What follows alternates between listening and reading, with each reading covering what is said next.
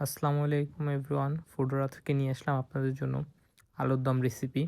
এর জন্য প্রয়োজন হবে পেঁয়াজ, মরিচ, ধনিয়া পাতা, টমেটো এবং সিদ্ধ করে রাখা আলু।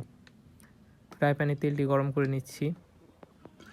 তেলটি গরম হয়ে আসলে দিয়ে দিচ্ছি পেঁয়াজ কুচি, মরিচ। সুন্দরভাবে পেঁয়াজ এবং মরিচ ভেজে নেই। দুটো তেজপাতা দিয়ে দিচ্ছি সাথে হলুদের গুঁড়া পরিমাণ মতো, মরিচের গুঁড়া এবং দিয়ে দিচ্ছি সাথে ধনের গুঁড়ো। সামান্য পানি দিয়ে মশলাটি হালকা নেড়ে নিচ্ছি। দিয়ে দিচ্ছি আদা রসুন বাটা এবং আদা রসুন বাটা হালকা নেড়ে দিয়ে দিচ্ছি টমেটোটি রান্না হয়ে আসলে দিয়ে দিচ্ছি সেদ্ধ করে রাখা আলু। সুন্দর করে মশলাটি মিশিয়ে নেবেন।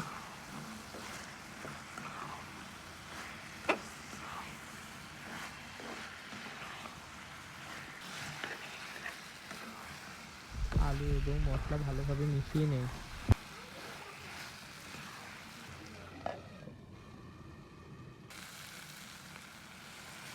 আলু ভোনার জন্য দিয়ে দিচ্ছি পরিমাণ মতো পানি। একবারে পানি অ্যাড করবেন না, প্রথমে অল্প কিছু পরিমাণ পানি দেবেন, নেড়ে আবার পানি যোগ করবেন। 5 মিনিটের জন্য দমে রেখে দিন।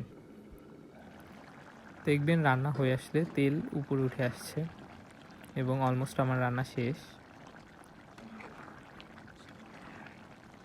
দিয়ে দিচ্ছি গরম মশলার গুঁড়ো, এতে আপনার ঘ্রাণটা সুন্দর আসবে খুবই।